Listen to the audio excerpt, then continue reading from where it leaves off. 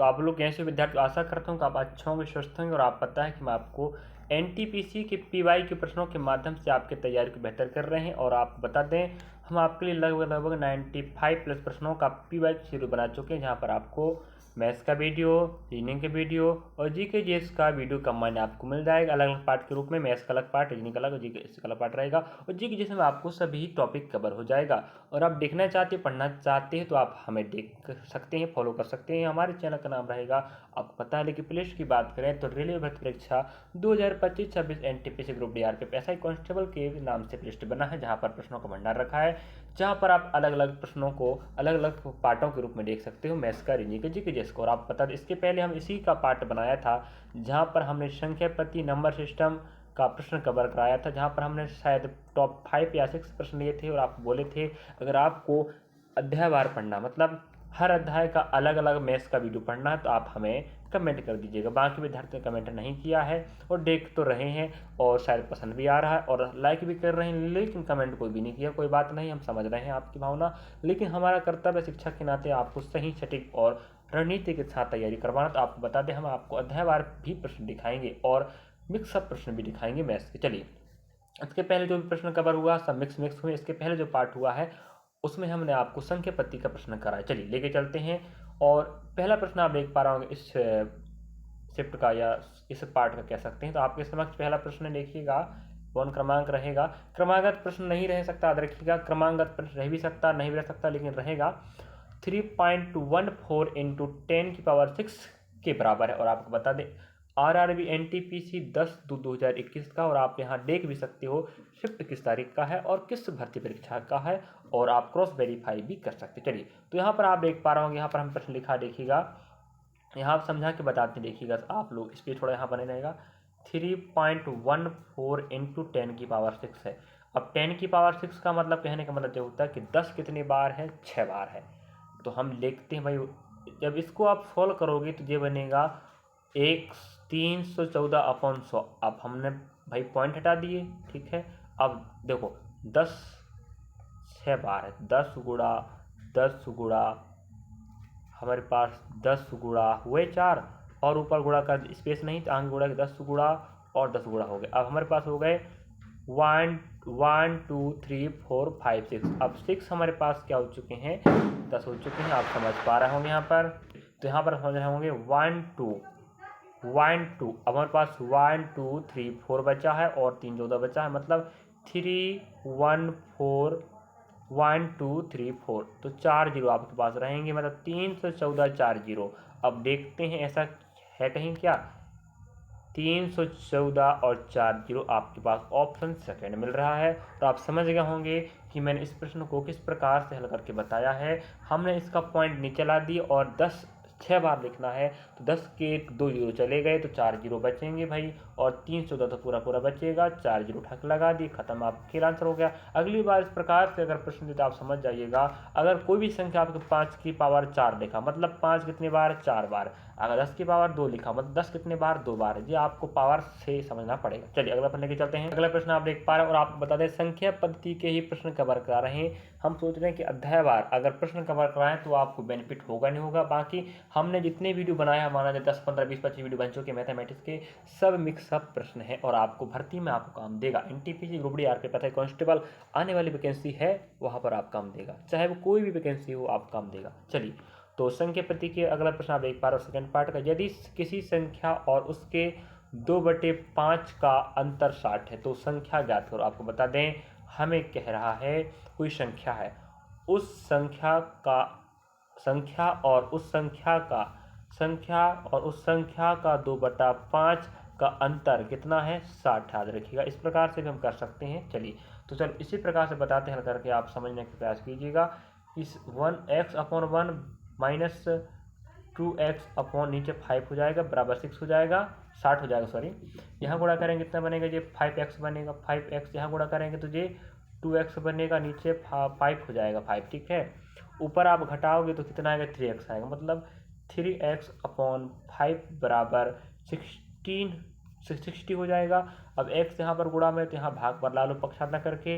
अब ये बताओ यहाँ कितना गुना, 20 गुना, यहाँ कितना गुना आप देख पा रहे हो, यहाँ पर ऊपर 20 गुना तो नीचे 20 गुना होगा, मतलब 5 गुना 10 मतलब कितना आएगा 100, मतलब x मतलब संख्या, तो वह संख्या आपकी हो जाएगी 100। समझे समझे? चलिए, हमें उम्मीद है कि आप समझ पाए होंगे। और आपको बता दें, और अन्य तरीके से हल करना चाहो तो आप देखो 2/5 है, अंतर कितना है 60 है, तो ये बताओ वो संख्या 5 है कि नहीं, उसी में से उन दोनों संख्याओं का अंतर जो 2/5 है, इसका मतलब हुआ कि 3, भाई 2/5 है तो टोटल संख्या 5 है, 5 में 2 कम करो अंतर आएगा 2, 3/5 बनेगा, तो उस संख्या का अंतर यहाँ पर देखिए आपने 3 आया है, 3 बराबर अंतर रियल में 60 है, तो यहाँ गुणा हो जाएगा 20 का, यहाँ गुणा हो जाएगा 20 का, बनेगा 100। ऐसे भी आप कॉन्सेप्ट से प्रश्न हल कर सकते थे। चलिए, तो बेहतरीन कॉन्सेप्ट बताएंगे और अगली भर्ती में आपको इस प्रकार के प्रश्न आए तो आप उठा के फोड़ सकते हो। और आप देख पा रहे हैं प्रश्न का अगला प्रश्न आपके समक्ष है, प्रश्न क्रमांक 10। यदि दो क्रमागत धनात्मक विषम पूर्णांकों के वर्गों का अंतर 56 है, यदि दो क्रमागत धनात्मक विषम पूर्णांक के वर्गों का अंतर कितना है 56 है।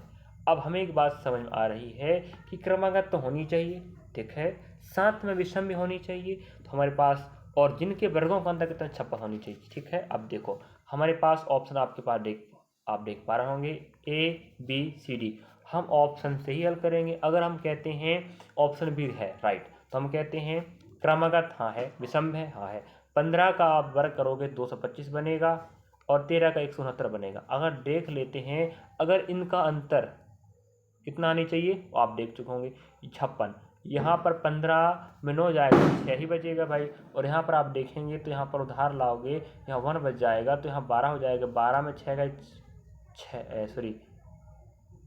का 6 जाएगा, ठीक है, मिस तो नहीं कर रहे अपन, क्या बोला है, हाँ 56 कह रहा भाई। चलिए आंसर आपका वहीं आएगा, क्योंकि अपने पास डाटा देखो, अपने पास डाटा दिया था कितना 225 रहेगा, 200, क्योंकि 15 के स्क्वायर हो जाएगा 225 और आपके पास 13 है, क्रमशः स्क्वायर घटाओगे तो भाई 15 का 225, 13 का 169 हो जाएगा। जब आपस में घटेगा तो यहाँ 15 में भाई यहाँ 15 हो जाएगा, 15 में आपके पास 9 जाएगा, 6 बचेगा, यहाँ 1 हो गया था ना, अब यहाँ सुधार लाओ 11 हो गया, 11 में 5 6 जाएगा तो 5 ही बचेगा।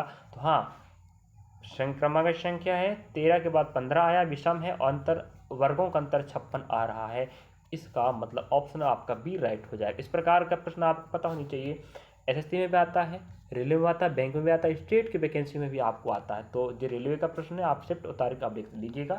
अगला प्रश्न आप देख पा रहे होंगे संख्या पद्धति के सीरीज में आरआरबी एनटीपीसी तारीख आप देख पा रहे होंगे, क्रॉस वेरीफाई कर सकते हैं। दो धनात्मक संख्याओं का योग 27, याद रखिएगा क्या बोल रहा है, दो धनात्मक संख्याओं का योग 27 है जबकि उनके वर्गों का अंतर 81 है। दोनों संख्याओं में से सबसे बड़ी संख्या ज्ञात करो। तो बड़ी संख्या पूछ रहा है, ये बताओ, तो बड़ी संख्या या तो आपके पास 14 होगी, 15 होगी, 12 होगा या तो 16 होगा।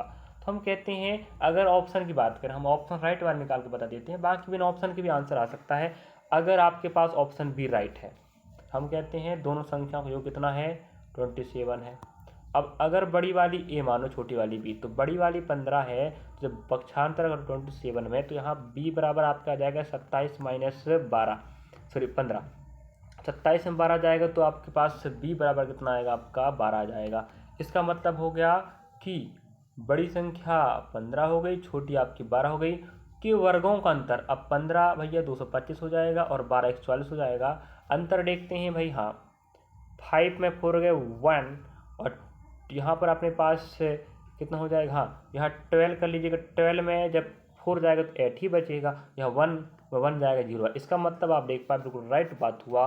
अगर ऑप्शन आपका भी राइट है तो 81 ला के बता दिया हमने, 15 हमने रखा बड़ी, छोटी हमने 12 निकाला, कहाँ से निकाला 27 से निकाला घटा के, तो इन दोनों का वर्गों का अंतर जो आ रहा है वो 81 आ पा रहा है। इसका मतलब बिल्कुल राइट आंसर आपका ऑप्शन बी हो जाएगा। नेक्स्ट प्रश्न, अगला प्रश्न आप देख पा रहे होंगे 12 नंबर का, दो प्राकृतिक या प्राकृत बोल देता कोई दिक्कत की बात नहीं है, का संख्याओं का अनुपात 6:8 है और उनका जो गुणनफल है वो 768 है। छोटी संख्या ज्ञात करो। अब रही बात छोटी संख्या की, तो छोटी संख्या आपको अनुपात में 6 है, आंसर 6 के पहाड़े में आएगा। तो हम कहते हैं 6 के पहाड़े में भाई ना तो 8 है ना तो 32 है, आपके पास या तो 12 या तो 24 होगी। अब भाई छोटी संख्या कह दिया है, या तो 12 या तो 24 होगा, कोई कंफर्म नहीं है। अगर 12 नहीं देता तो 24 राइट आंसर हो जाता, हम कह रहे हैं, ठीक है। अब रही बात, अगर हमें ऐसा नहीं पता तो आपको बता दें, हम आपको रख के बताते हैं। देखिएगा, आप डाटा देख चुके होंगे। देखो हमारे पास 6x अनुपात 8x बराबर गुणा हमें दे के रखा है। क्या बोल रहा है कि दोनों संख्याओं गुणनफल 6 पहली संख्या और हमें 6 8 बना दिए, और अगली संख्या 8x हो गई। इन दोनों का गुणनफल कितना 768 है, ठीक है, यही बोला नहीं। अब हम इन्हें गुणा करेंगे तो 8 गुणा ना कीजिएगा, x गुणा करो, x की पावर 2 इंटू 6 इंटू 8 हो जाएगा बराबर 768 हो जाएगा, ठीक है। हाँ चलिएगा, 768 है। अब आप समझ पाए होंगे 6 इंटू 8 इंटू एक्स की पावर 2 बराबर 768 हो रहा है। अब हम क्या करेंगे, आपस में गुणा कर देते, 8 6 48 हो जाता, फिर काटन दिक्कत हो जाता, तो 7 6 से भाग लगाएं, 6 कम 6 6 दूना 12, अभी बचेगा 4, है ना, 6 8 48 हो जाएगा। अब 8 से भाग लगाएंगे तो 8 एकम 8, अब 4 बचेगा, 8 6 48 हो जाएगा। इसका मतलब x की पावर 2 बराबर आपके पास 16 आ जाएगा। अब 16 आया है तो ये बताओ x की पावर 2 बराबर 16 है। जब x की पावर 2 को हटाओगे तो यहाँ अंडर रूट लगेगा, x पर आपका 4 हो जाएगा। अब आपको पता होनी चाहिए आपने क्या किया था आपने 6x अनुपात 8x रखे थे, 6 इंटू 4 और 8 इंटू 4, 4 6 24 हो जाएगा। ये आपका 8 चौके 32 हो जाएगा। तो हमें छोटी पूछ रहा था तो आपका छोटी 24 और बड़ी पूछता तो आपके पास 32 आपका राइट आंसर हो जाएगा। तो ऑप्शन की बात करें तो आप ऑप्शन देख पा रहे होंगे, सबसे छोटी संख्या 24 है, सबसे बड़ी संख्या 32 है, लेकिन हमें पूछ रहा था छोटी। तो ऐसे आप शिफ्ट बाय तारीख भी देख सकते हो। और संख्या पद्धति का प्रश्न है, बढ़िया बेहतरीन प्रयास किया हम समझाने का। नेक्स्ट प्रश्न को बढ़िए, अगला प्रश्न आप देख पा रहे होंगे, शिफ्ट तारीख आप देख सकते हैं।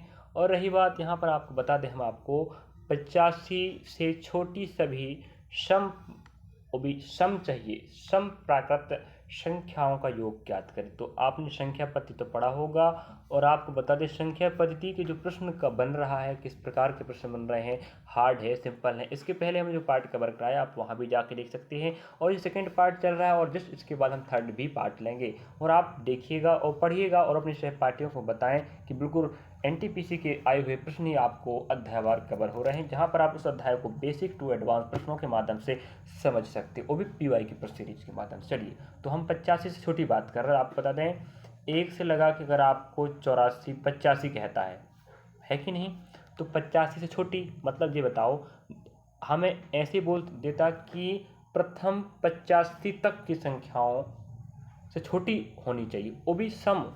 ये बताओ, एक से लगा के 85 देखोगे तो एक तो सम होता नहीं है, तो 2 से लगा के आप जाओगे 84 तक, क्योंकि 85 से छोटी बोल रहा है, तो 85 तो सम है नहीं है, विषम है, तो 50 छोटी होगी 84। आपको बता दें, तो आप 1 से लगा के 84 तक, है कि नहीं, 1 से 85 को छोड़ दीजिएगा तो 84 देखोगे। तो आप बताओ 1 से 84 तक आप देखोगे तो टोटल संख्याएं हैं वो आपके टोटल आपके हो गए 84। लेकिन अगर बात करो 84 में आधे आपके हो जाएंगे 42 आपके सम और 42 आपके विषम हो जाएंगे। भाई सम विषम देखोगे ना, तो हमें सम पूछ रहा है, सम भी 42 और विषम भी 42, तो टोटल संख्या आपके हो गए 84। तो हमें पता चल गया है कि n बराबर 42, मतलब टोटल जो सम संख्या है वो 42 है। अब हमें पता होनी चाहिए कि जो क्रमांक संख्या होती है उनका योग बराबर होता है n कोष्टक में n+1। आपने कभी पढ़ा होगा, तो आप पता n मतलब टोटल संख्या है, तो 42 इंटू कोष्टक लगाओ 42 + 1, तो जो 42 और 1 43 बनेगा। इस प्रकार से आप देखेंगे 42 इंटू 43, कुछ नहीं हुआ, n कोष्टक में n+1 हो रहा है। n मतलब होता है टोटल नंबर ऑफ सम संख्या, यहाँ पर कोई भी हो, सम तो सम, विषम तो विषम। और n का मान आपने कैसे निकाला है, टोटल आपके 85 तक बोल रहा है, तो 85 तो सम है नहीं है, 84 होगा, तो 1 से लगा के 84 तक आपके पास टोटल संख्या है, आधा सम आधा विषम होते हैं, तो आधा हो गया आपके 42, n बराबर 42 सम संख्या। चलिए, तो आपको बता दें, इन्हें गुणा करोगे तो आपका आंसर आएगा जो भी आना होगा। हम आपको नहीं बताने वाले। बाकी आप चलिए इस पर थोड़ा कम पड़ रहा है, तो आप 42 इंटू 43 को गुणा करोगे तो ये बताओ 1 डिजिट की बात करें तो 3 इंटू 2 6 बन रहा है। इसका मतलब आंसर जो लास्ट में आएगा वो आपका 6 आएगा, ये बात कंफर्म है। बाकी आप लोग गुणा कर लीजिएगा। बाकी मैं आपको शॉर्ट बताने वाला हूँ। लास्ट में आप 1 डिजिट गुणा किए तो आपके पास 6 आया, इसका मतलब यहाँ 6 होनी चाहिए जो यहाँ पर नहीं है।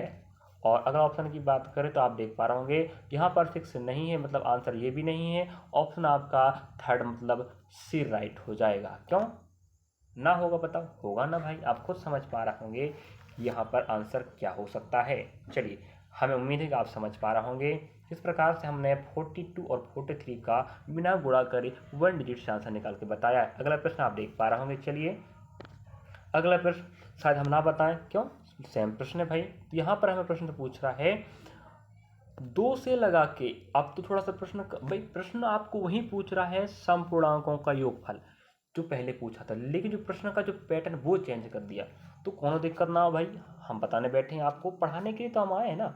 और आप लोग बढ़िया प्रयास कीजिएगा, प्रश्नों को लिख लिख के समझ समझ के लिखोगे, रखोगे, नोटबुक बनाओगे तो रिमाइंड याद करोगे ना भाई, पलट के देख पाओगे। नहीं तो वीडियो देखोगे क्या? वीडियो देखने का टाइम नहीं रहता है। अभी आपको रिवाइज करना है, पीवाई के प्रश्नों के साथ साथ आपको मॉक टेस्ट लगाना है, समझिएगा। चलिए, और बढ़िया से प्रयास कीजिएगा। 100% गारंटी देते हैं अगर यहाँ से प्रश्न छप जाए और ऐसे प्रश्न ज़्यादा आप बना पाओगे। क्यों? हम आपको तरीका समझा के बता रहे हैं ना, बेसिक कॉन्सेप्ट। चलिए, 2 से आपको 281 तक खोजना है सम। अब 281 सम है नहीं, जिस प्रकार से इसके पहले 85 तक बोला था तो वो भी सम नहीं था। थोड़ा प्रश्न का लेवल पूछने का बदल गया। तो आपको बता दें, पूरा आपके पास 280 प्रश्न है, 280 तक गया। आधा करेंगे तो 140 बनेगा, मतलब आपके पास 140 सम है और 140 विषम है। तो कुछ नहीं करना है। अब अभी आपने निकाला था n कोष्टक में n+1 योग के लिए था। n मतलब होता है टोटल 140, कोष्टक में 140 प्लस आपका 1 हो जाएगा तो 141 बनेगा। इसका मतलब 140 इंटू 141। अब ये बताओ, यहाँ पर आप समझ पा रहे होंगे हमें प्रश्न का कह रहा है। चलिएगा, एक बात समझा रहा है कि इन्हें गुणा करोगे तो आंसर आएगा। आपको बता दें, हमारे पास 140 में जीरो है, एक जीरो है।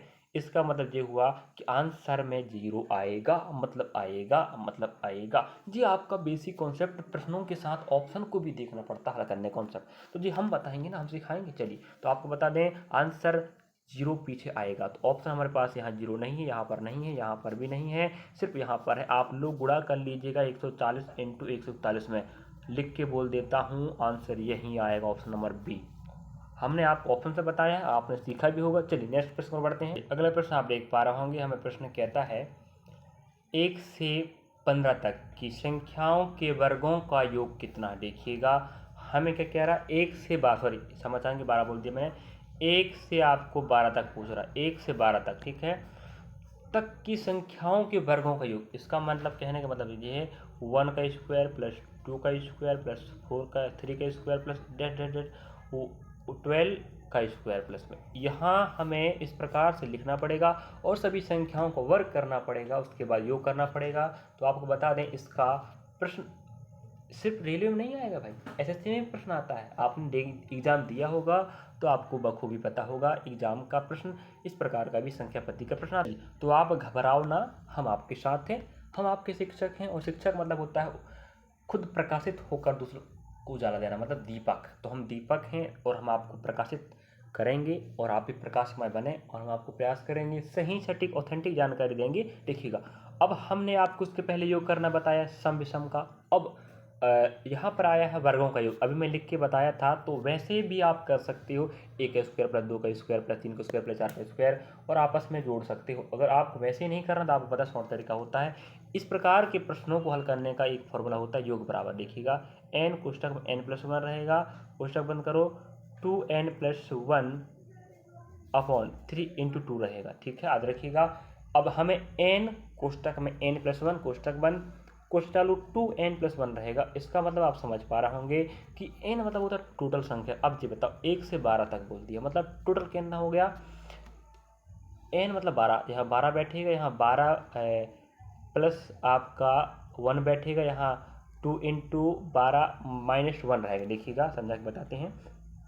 यहाँ 12 n का मान कोष्टक में 12 माइनस 1 सॉरी प्लस रहेगा सॉरी है ना, और कोष्टक में फिर था 2 इंटू 12 माइनस 1 रहेगा। इस प्रकार से नीचे हम आएगा 3 इंटू 2 आएगा, और आप समझ पा रहे होंगे यहाँ तो भाई जोड़ के बनेगा 12 और 13 मतलब आएगा 12 इंटू 13 हो जाएगा, गुणा लगा लीजिए कोष्टक हटा के, 12 दूनी 24, एक कम होगा तो कितना आएगा 23 आएगा। ठीक है भाई, 12 दूनी 24 होता है, पहले गुणा करोगे जोड़ोगे, पहले गुणा करोगे, 12 दूनी 24 में एक है 23 आएगा। इस प्रकार से 12 गुणा 13 गुणा 23 बनेगा। ठीक है, मिस्टेक फॉर्मूला होगा याद रखिएगा। तो एक मतलब कहने मतलब ये है कि यहाँ n रहेगा, n+1 रहेगा और 2n + 1 रहता था, यहाँ पर हमने माइनस लगा दिया, क्षमा चाहेंगे। तो ये तो भाई अपना हो गया 12 इंटू यहाँ जाएगा 13 इंटू भाई 12 दूनी 24 और 25, हाँ यहाँ 25 आएगा। और अपने पास 3 इंटू 2 है, तो 3 इंटू 2 नहीं लिखोगे तो 6 लिख सकते हो। आपने देखा होगा फॉर्मूला 6 नीचे रहता है, लेकिन हमने भाई 2 लिख दिया है और इंटू 3 कर दिया, कोई बात नहीं थोड़ी है। देखिएगा 3 चौके 12, 2 दूना 4, अब ना होगा भैया 13 दूना 26 हो जाएगा, 26 और इंटू 25। इस प्रकार से 26 इंटू 25 करोगे तो 25 का स्क्वायर, हम इसको हल करके बताते हैं गुणा बिना समय गवाए। 25 का वर्ग 625, एक बार और 25 जोड़ दो हो जाएगा 25 जोड़ 26, तो 25 जोड़ोगे तो ये बताओ 650 बनेगा ना। तो आप ऑप्शन देख पा रहा होंगे, ऑप्शन आपके पास से राइट है 650। हमें उम्मीद है कि आप आपने समझे होंगे। और आपको एक बार हम फिर से फॉर्मूला रिपीट कर देते हैं। टोटल संख्या मतलब होता है n, तो कुल संख्या आपके पास 12 है जो कह के रखा है। अब बात आती है यहाँ पर हमें किस चीज़ की, हमें एक बात कह रहा है कि भाई 1 से 12 तक की संख्याओं के वर्गों का योग चाहिए। तो वर्गों का योग मतलब होता है n, कोष्टक में n+1 2n+1 रहेगा, और यहाँ कोष्टक बंद करो, यहाँ 6 भी कर सकते हो, आपको 3 इंटू 2 भी कर सकते हो। भाई 6 करो यार, 3 इंटू करो, बात एक ही है। छोटा कर लो तो काटने दिक्कत नहीं जाएगा।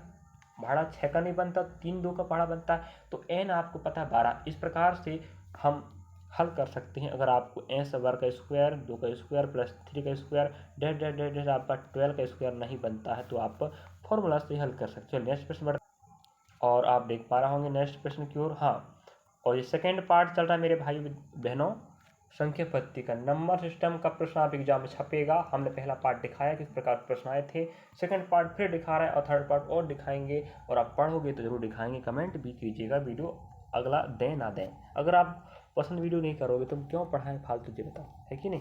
तो प्रश्न क्रमांक आप पूरा देख पा रहे होंगे। 1 से 10 तक दोनों शामिल करना है, पहले नहीं बोला था लेकिन हमने समझ गए थे, वैसे करना पड़ता। तक की प्राकृत संख्याओं के घनों का योग, अभी हमें घन चाहिए। अब देखो मतलब अगर आप 1 का घन 2 का घन 3 का घन डेढ़ डेढ़ डेढ़ डेढ़ 10 का घन करोगे, आपस में घन निकाल के जोड़ोगे, तब आपका आंसर आएगा। अब रही बात, इसके लिए फॉर्मूला होता है भाई योग बराबर n, कोष्टक में n+1 अपॉन 2, कोष्टक बंद करो पूरा, यहाँ पावर 2 लगेगा। अब आपको पता n का मान कितना आ रहा है, 10 आ रहा है। याद रखिएगा ये फॉर्मूला भैया, n बड़ा कोष्टक लगा लीजिएगा, n रिपीट कर देते हैं भाई याद हो जाए, बड़ा कोष्टक और पावर बाहर 2 लगी, n हो जाएगा, कोष्टक में n+1 रहेगा अपॉन नीचे 2 रहेगा। ठीक है बच्चा, चलिए और समय लगने दो, कोई बात नहीं, सीखेंगे तभी तो बनेगा ना भाई, बिना समय सीख पाओगे क्या ना, तो सीखिएगा। अगर आपको नहीं बन रहा है इन प्रश्नों को बनाते तो ज़रूर सीखें, और आप पढ़ चुके हो तो आपको बता दें, आप प्रश्न देख कर जल्दी आंसर लगा के आगे बढ़ जाया करो। चलिए यहाँ पर थोड़ा सा मोहल्ले में आवाज़ हल्ला गुल्ला हो रहा है, तो थोड़ा प्रयास कीजिएगा आप लोग, अगर आवाज़ डिस्टर्ब होता हो तो फिर भी प्रयास करें, हम पढ़ाने काम करें, कैसे पढ़ाई छोड़ दे भाई इनके चक्कर में, है कि नहीं। तो भाई शादी वाले शादी करें, पार्टी वाले पार्टी मनाएं, लेकिन हम आपके लिए मेहनत करेंगे, आप भी मेहनत करो। आपके मोहल्ले पर शादी हो रहा है, फालतू समय बर्बाद नहीं करना भाई, समय कहाँ है अपने पास, नहीं है ना, पेपर बस नज़दीक पहुँच चुका। चलिए और आपको बता दें, हम टोटल 10, कोष्टक में 10+1, कोष्टक बंद कर लो, नीचे 2 रहेगा, पावर 2 लगा लो, याद रखें। अब हमें एक बात पता चल गया है, 10+1 11, यहाँ भाग लगा लो भाई, 5 आएगा। इसका मतलब क्या हुआ, यहाँ पर 5 इंटू 10 11 हो गया।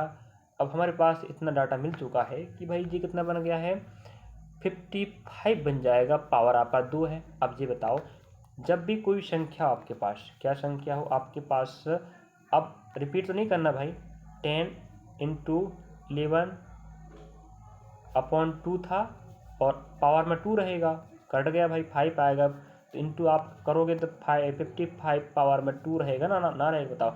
अगर आपको इस प्रकार का पोजीशन आ गया तो आप बताओ, इतना ईजी आप हल रहेगा इसका, देखिएगा शानदार तरीके से वर्क कैसे निकालना। तो भाई कुछ नहीं कर, इकाई में 5 हो मतलब 5 का 25, और इससे बड़ा एक होता है 6 6 पंचे 30, मतलब 25 आपका आंसर होगा। देख ले 30-25 कहाँ दे के रखा है, ऑप्शन नंबर आपका बी में मिल रहा है। और हमने आपको बढ़िया तरीके से समझाया, और शायद ये आपके प्रश्न 10 हो चुके हैं टॉप, और असंख्य पद्धति के बता चुके हैं आपको हम, और बढ़िया प्रयास कर रहे हैं आपको सही सटीक जानकारी के माध्यम से। मेरे विद्यार्थियों, आपको बता दूं, मैं बड़ी मेहनत लगती है, मेहनत से आपके लिए हम पढ़ते समझाते हैं, सीखते हैं, फिर आपको सिखाते हैं कि हमारे विद्यार्थियों को गलत जानकारी ना मिल जाए।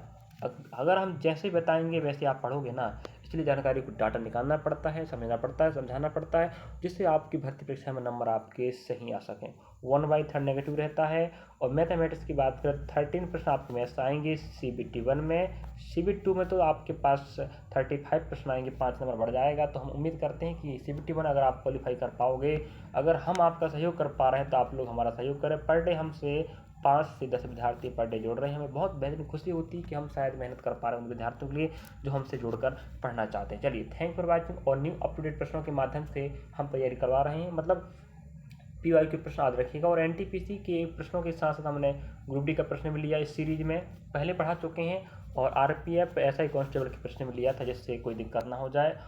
तो थैंक यू फॉर वाचिंग, और सब्सक्राइब लाइक सपोर्ट करना ना भूलें विद्यार्थियों। आपका सहयोग मेरा हौसला बढ़ाएगा, कमेंट कि हाँ मैं मेहनत कर रहा हूँ, मेहनत मेरे विद्यार्थी पसंद आ रहा है, तो आप हमें जुड़ रहे हो और हमें सपोर्ट कर रहे हो। और ऐसे विद्यार्थी के पास शेयर करें जो विद्यार्थी आर्ट्स से उसमें कमज़ोर है, वो हमारे माध्यम से और आपके सहयोग से उन चीज़ों को पढ़ सके और आप उसके भविष्य बनाने में सहयोग करते हो। चलिए।